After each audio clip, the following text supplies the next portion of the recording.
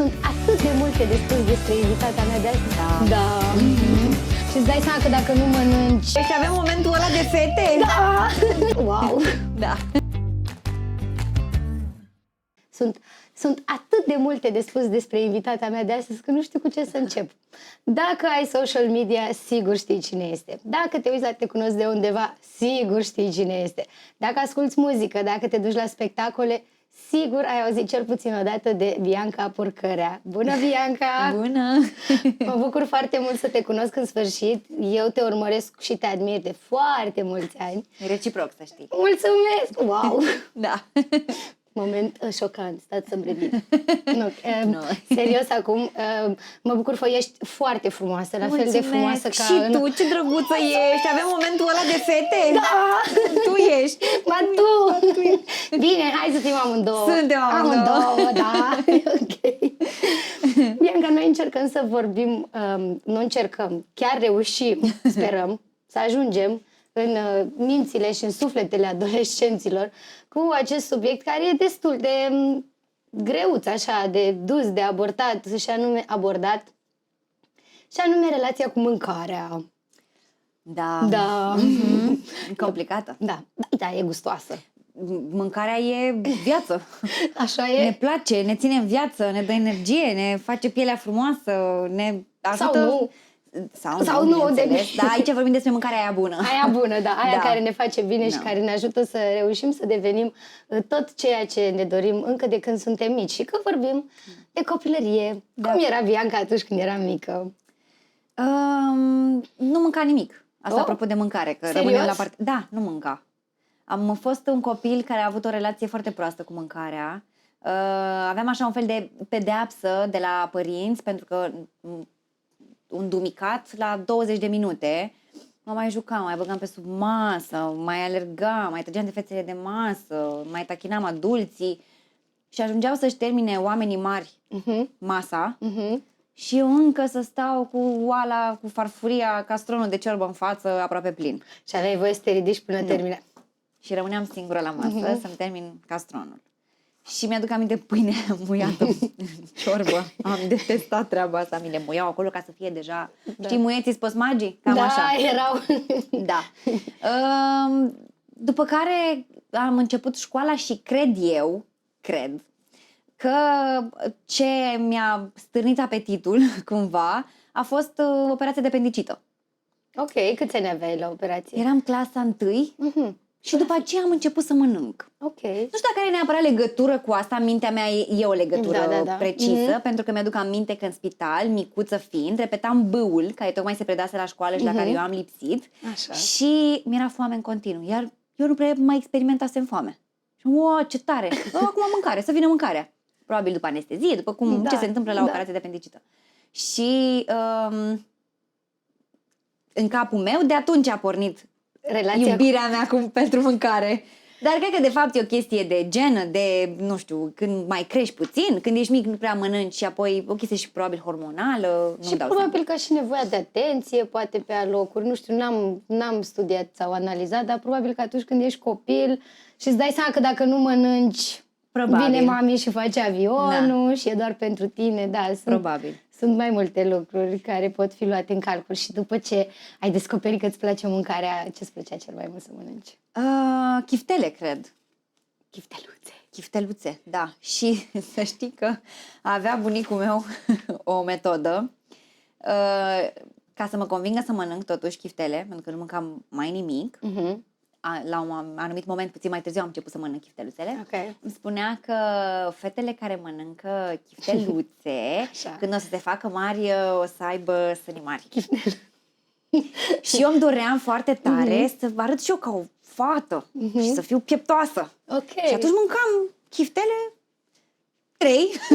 Dar erau multe pentru mine. Da, erau mai multe decât una. Am mai crescut un niciuna. pic, am văzut că nu funcționează, am aflat eu că lucrurile nu funcționează așa. Și îmi plăceau foarte mult chiftele și, în general, carnea tocată îmi plăcea atunci. E mult timp de atunci și nu mai e deloc printre preferințe. Nu, că nu mai mănânc de 11 ani carne. Wow. Da.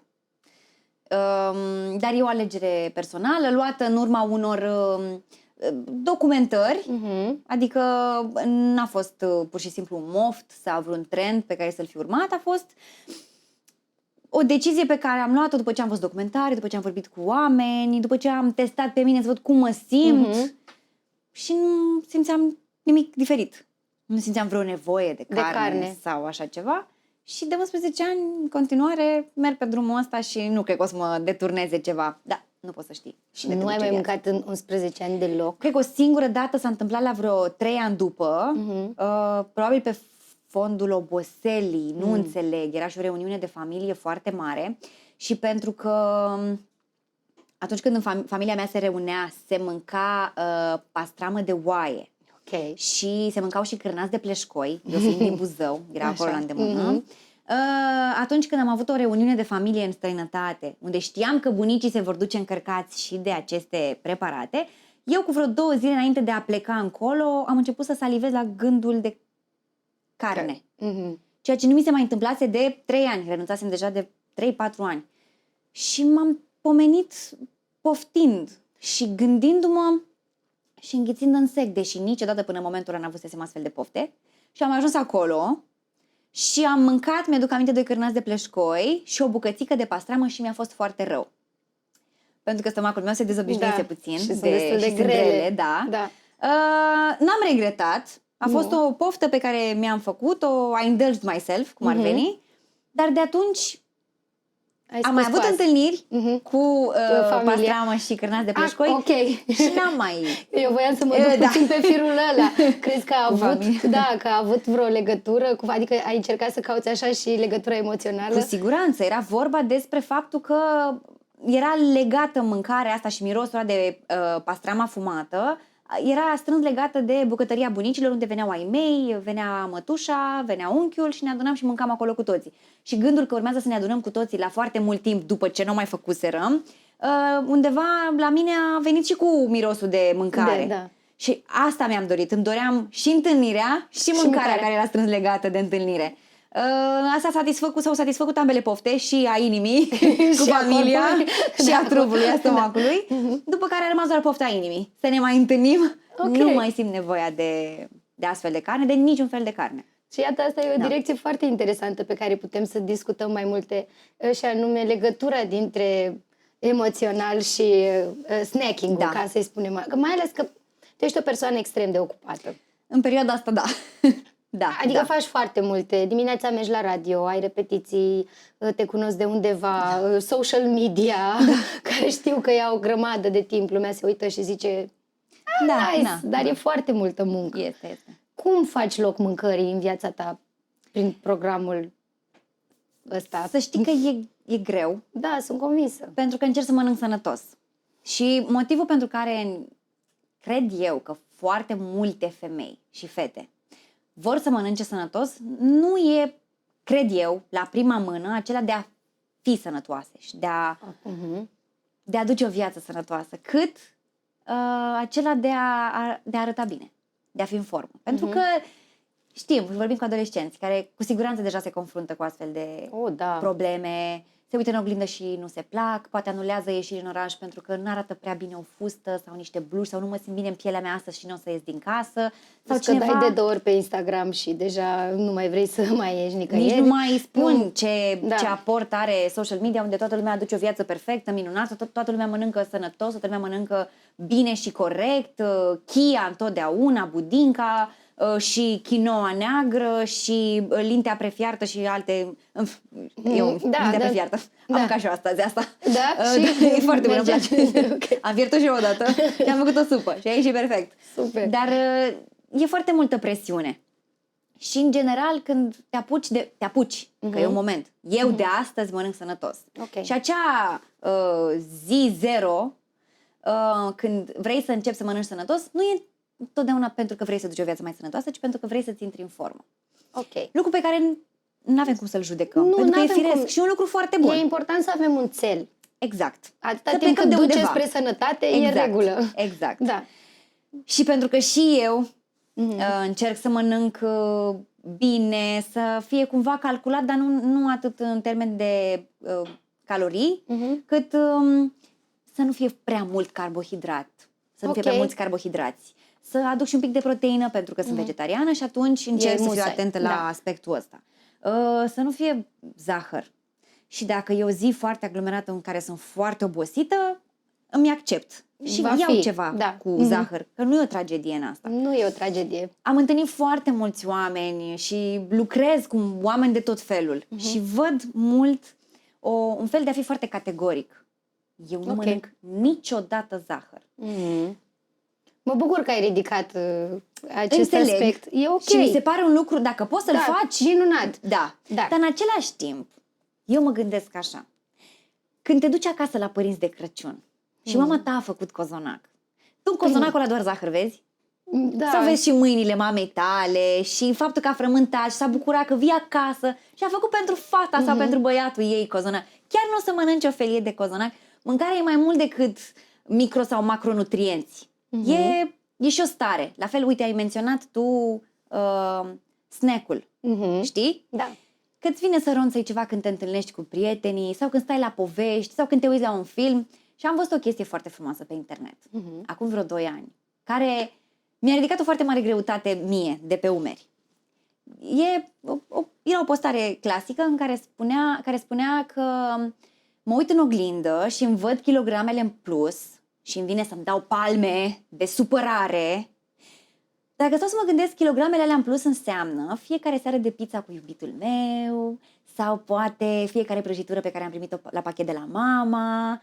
Și kilogramele alea în plus poate că au venit după niște momente în care s-a mâncat și în care te-ai simțit bine. Da. Și în care a fost mai mult decât ce ai mâncat, ci ce ați făcut, cum te-ai încărcat, emoțional, intelectual, poate că după muzeu ai mers și ai mâncat un ecler, știi? Da, sau te-ai înghețată, da. recompensat. Adică trebuie să E ne uităm regulă. un pic și dincolo de asta. Da. Asta nu înseamnă că ne uităm doar dincolo. Nu. Înseamnă un echilibru. Exact, Că, exact. na, fix cum mai spuneam, tot ce este interzis e foarte... Adică dacă ți interzici să nu, e posibil, sunt mai multe șanse să da. Da. Și atunci, exact cum spuneai tu, îmbini, îți calculezi zilele în care merge și zilele în care Da. e ok, poți și fără. Că exact cum spun, nici nu-ți trebuie tot timpul. Dacă ți asculți corpul, îți dai seama până la urmă de unde îți trebuie și când... Și dacă îl asculți, scazi riscul de a refula la un moment dat și de a te arunca în lucruri pe care ți le-ai negat până acum. Oamenii care spun, eu niciodată nu mănânc zahăr. Dar se apucă acum. N-au regulamentul ăsta de ceva timp. Da. Dar s-ar putea săptămâna viitoare, pe fond de oboseală sau de poftă, sau de ne-am adunat cu toții în seara asta să ne uităm la un film, să dai iama într-o ciocolată și să nu mănânci un pătrățel sau câteva cubulețe de poftă, să o mănânci pe toată. Și foarte interesant că asta cu sănătatea și cu îngrășatul, slăbitul, am avut o discuție cu o prietenă acum câteva zile, n-am mai ajuns la sală de vreo 3 săptămâni, simt că nu-i bine, că m-am îngrășat. Ceea ce era absurd, doar în capul meu. Și am spus, Vero, te rog frumos, ai grijă cum vorbești cu tine. N-ai ajuns la sală și nu te simți bine pentru că nu te simți sănătoasă, nu pentru că te-ai îngrășat. Apropo de ce spuneai tu mai devreme, că e o limită foarte... E foarte ușor să dăm vina pe noi, să punem amprente, dar de fapt alergăm după sănătate, nu după... Exact. Da. Ție ți s-a întâmplat vreodată în adolescență poate, sau să te uiți în oglindă și să... Da. Mhm. Da. Și ca o mică paranteză, cred că e ușor nedrept să ne raportăm la criza asta de identitate în oglindă doar la fete. O trăiesc foarte des și băieții acum. Da, dar nu prea vorbim. nu sunt încurajați să vorbească. Da, și cred că nici lor nu le e foarte simplu să spună că se uită în oglindă și nu prea nu le place, da. simt confortabil cu ce văd. Deci vorbim și cu fetele și cu Și băieții, care se uită la noi acum. Bună băieți! Bună băieți! Salut! Vă înțelegem! Da, suntem cu voi aici. Da. Welcome to the club! Yes! E normal Da. să te uiți în oglindă, mai ales în anii adolescenței, când te descoperi și când începi să te compari cu ceilalți pe care îi vezi direct și cu ceilalți pe care îi vezi și indirect pe internet. E greu să te uiți și să ai doar cuvinte de laudă sau să fii ok cu ceea ce vezi. Hei, eu sunt acela. Am un coș aici, oh well, Păi mâine nu va mai fi acolo. Da, o să bă, iasă dar altundeva. trăi în partea asta. Dar e ok, totul este temporar. Da, totul Da. trece și nimic nu se pierde, totul se transformă. De aceea e destul de important să fim atenți la ce consumăm azi, Da. pentru că ne influențează pe termen lung. Da. Și cred că tu, ca actriță și cântăreață, poți să ne spui mai multe despre asta, în ideea că ce mănânci îți afectează performanța. Da, da.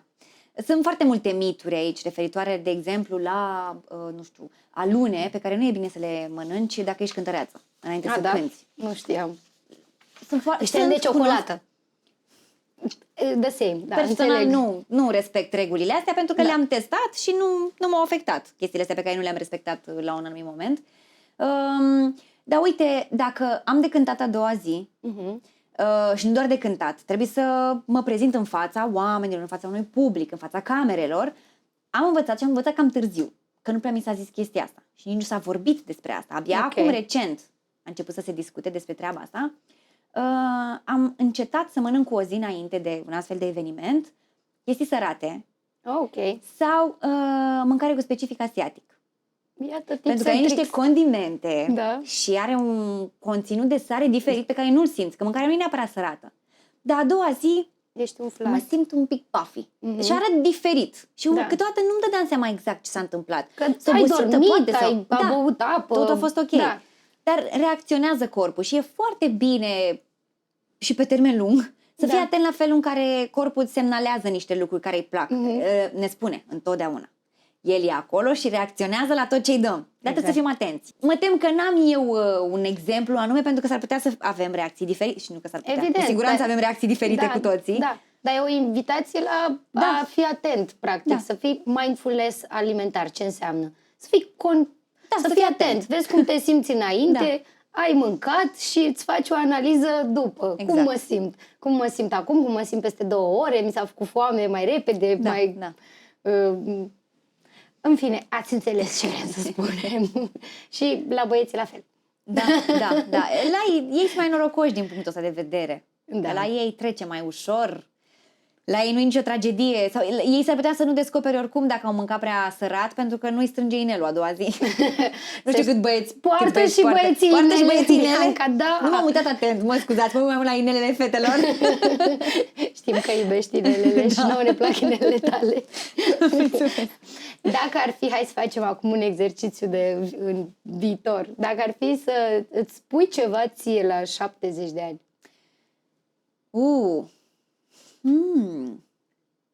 Sau, să-mi spun eu astăzi. Să-ți spui tu astăzi ție la 70 de ani. Foarte ciudat. Da, mă gândesc. Adică ți-ai dori să vorbești cu tine în ideea de voi avea grijă de tine, Bianca, la 70 de ani. Eu, Bianca, de acum, mă ocup de tine și încerc să fac tot ce ține de mine pentru ca tu să fii liniștită și să trăiești o bătrânețe bucuroasă. Dacă aș întâlni-o pe Bianca la 70 de ani și sper să nu sune dramatic, ci să înțelegeți și să aveți un pic de răbdare, iar spune ce norocoasă ești că ai ajuns aici. Yes! Sună și îți dai seama cumva cu cât crești. Chiar e un privilegiu să îmbătrânești. Vorbim foarte mult despre asta, știi, despre cum o să fim când o să fim mari, ce ne facem când o să fim mari, dar ce norocoși suntem cei care ajungem să ne facem mari și să ne facem ceva. Cum o vezi pe Bianca la 70 de ani? Cum e? Ridată. Yay. Da. E normal. Normal. E firesc. Și cred că o văd nostalgică la anii de maximă activitate. Acum? Ok, și cu gândul la ea muncesc în perioada asta și mă gândesc, o să vină un moment când nu o să mai am atât de multe oportunități, pentru că ele vin și pleacă. Exact. Nu o să mai am atât de multă energie să fac toate lucrurile și nici nu o să mai fie momentul să fac ce fac acum. Că și fiecare vârstă vine cu oportunitățile ei, cu posibilități, cu energia ei. Și atunci mă gândesc, atunci când o să am 70 de ani, o să fiu foarte norocoasă să fi ajuns la vârsta aia. Și o să mă gândesc ce decizii alimentare bune ai luat când ai renunțat la carne, că mie mi se pare o decizie bună, de aia am și luat-o. Dacă te simți bine cu ea, eu susțin alegerea. Clar e o decizie bună. Și ce decizie bună ai luat să fii atentă la ce mănânci și la a nu-ți refuza bucurii. Contează foarte mult. Echilibru. Să nu-ți refuzi. Da. Că vorbim mult despre cultura dietelor și e o cultură întreagă, un cult al dietei. Că au fost trenduri și asta este nu vă luați după trenduri. Nu vă luați după trenduri că nu sunt bune, nu ajută. Și de aia trendul e acolo, e o modă și trece. Nu e dovedit că e bun.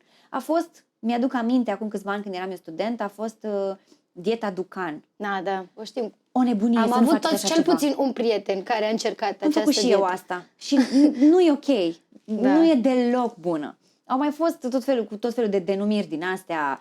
Mai e dieta keto, care e bună, dar nu e bună, dar în același timp e ce mâncăm în fiecare zi și totuși... Trebuie să fim realiști, trebuie să adoptăm o dietă. Da. Când mă refer la dietă, mă refer la ce mâncăm într-o zi, exact. pe care o poți susține pe termen lung. Da. Și să nu te simți sacrificat, să nu simți că dai părți din tine doar pentru a arăta bine. Da. Am avut o perioadă în care am lucrat cu un nutriționist pentru că voiam să slăbesc.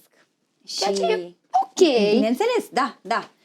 Și care mi-a dat o listă de cu ce aveam de mâncat într-o zi pentru o săptămână întreagă. Și am urmat acest regim cam o lună și jumătate din 3, pentru că trebuia să-mi gătesc de 3 ori pe zi. Nu exista să-mi fac pachetel. Sau îmi făceam pachetel, dar asta însemna timp dublu seara. Doamne. Să gătesc și pentru mâine și pentru poimine, că mâine nu mai am timp să fac pentru poimine. Și nu este sustenabil. Cât timp nu ai poți făcut să-l duci. asta? Cât ai o lună și jumătate și am fost o campioană, nu mi-a venit mie să cred, am fost și foarte determinată. Da. Pe termen lung nu poți să faci asta. Trebuie să fii și realist când vrei să mănânci sănătos, să te gândești, sună bine să mănânci piept de pui cu salată la prânz și, nu știu, somon la cină cu cartofi copți, dar poți să faci asta în fiecare zi? Nu. N-ai cum. Nu. Realist. Nu poți, că n-ai timp. Și câteodată... Ar trebui să-ți dedici, adică dacă ești o persoană activă care face multe lucruri, trebuie să faci anumite compromisuri. Și e important ca acele compromisuri să fie azi cel puțin o masă sănătoasă, cel puțin 2 mese sănătoase. Ok? A treia poate că guști ceva mai pe fugă. Cel puțin realist vorbind, asta este un stil... Nu poți să... Trebuie să te gândești bine la ce poți să susții pe un termen mai lung. Că o dietă de o săptămână nu se pune. Aia nu e o dietă. Și, într-adevăr, cine spune că o dietă sănătoasă este de fapt un stil de viață sănătos, are dreptate. Că nu o să te ajute niciodată o dietă pe care o ții pe un termen scurt. Trebuie să fie ceva la lung. Să te gândești, am mâncat foarte bine săptămâna trecută în sensul că sănătos, am avut grijă de mine, n-am mâncat foarte sărat și atunci mă simt confortabil. Aș putea în seara asta să mănânc 2 felii de pizza cu prietenii la un film. Da. Sau, adică despre asta e vorba. Și ăsta e ritmul pe care după aia poți să-l păstrezi. Exact. Și mi se pare că e ceva ce poți menține. Let's do that. Și beți apă, am descoperit puterea apei. Așa, te rog, transmite-le adolescenților un mesaj despre puterea apei. Da, mi s-a curățat tenul. Fantastic. Da, și vorbesc foarte serios. Eu am fost un om care nu bea apă. Ok, nu simțeai nevoia. Că la un moment dat nu. Și știi cum am reușit să mă disciplinez? Cu apa dimineață. Dacă bei apă dimineața când te trezești după ce te speli pe dinți, o să ți se facă sete în timpul zilei. Ăsta este un hack pe care eu l-am descoperit acum vreo 2 ani. Pentru că citisem undeva, la fel, cineva, nu mai țin minte cine pe internet, a spus, fă trucul ăsta. Și dacă 14 zile la rând faci o chestie, în a 15-a zi o să-ți vină natural și o să continui așa. Da. Și am băut apă dimineața, pe stomacul gol, un pahar. Nu mi-era neapărat sete. Și mi se făcea sete pe parcursul zilei. Și am descoperit că am băut 1 litru în prima zi. Wow, pentru mine era enorm. Serios? Îți vine să bei, asta era cantitatea mea de apă. Noroc cu apă. Noroc. E bună cu apă și de apă. Și hormonal ajută.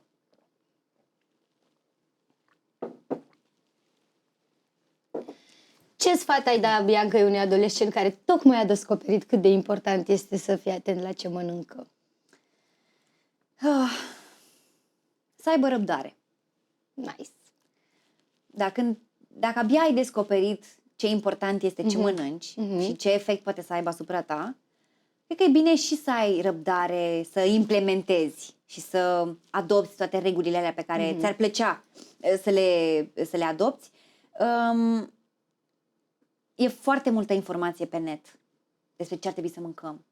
Ce ce bun e avocado și sănătos. S-ar putea să nu-ți placă avocado. Are vreun gust avocado? Unii au, alții n-au. Depinde, da. S-ar putea să-ți placă avocado tău, s-ar putea să Poate pară... îți place spanacul. Exact. Sau poate nu, că n-are gust grozav. Dar e bine să-l incluzi din când în când și pui și un ou deasupra. Îl pui lângă ceva Și care are îți gust. place. Și... Exact. Da. Și poți să-ți faci atât de ușor când te apucă, nu știu, trăitul sănătos, să-ți faci așa o listă de reguli, să zici, eu de mâine fac așa, fac așa, fac așa. Minunat, dacă poți să faci asta, fă-o. Dar până începi să respecti fiecare regulă pe care tu ți-ai creat-o, ai răbdare. Că nu o să iasă toate din prima. Bucură-te că ai reușit să respecti una. Da, iau pe rând. Astăzi ai respectat doar prima și au rămas 3 nerespectate. E ok. Mâine poate nu mai respecti niciuna, dar păi mâine ți-aduce aminte. Da. Și Deci cred că e vorba de răbdare și de... E un proces. Da, și de a avea răbdare cu tine și de a-ți da timp. Da. Pur și simplu. E timp. Ușor. Take your time. Exact, Cum exact. s-ar spune. Mai ales că în adolescență se și schimbă hormonal foarte multe lucruri. E foarte grea. Nu știu Trupul poate fi încă în schimbare. Nu știu cum a fost adolescența pentru tine, dar eu am resimțit-o ca pe un uragan. Da? Da, a fost foarte și relația cu mâncarea și tot. A fost un... De-aia chiar a rămas foarte profund. Adică a avut un impact foarte puternic asupra mea. Da, și de-aia când văd un adolescent mă uit la el și te înțeleg. Da. Știu prin ce treci. Da. Îți mulțumim mult, Bianca. A Și fost eu vouă. o bucurie și o onoare să te ascultăm și să aflăm despre cum reușești tu să ai performanțe mâncând cu bucurie. Cu bucurie. Mâncați cu bucurie și ascultați-vă stomacul și mintea. Și nu internetul. Nu. Mulțumim! Și eu mulțumesc.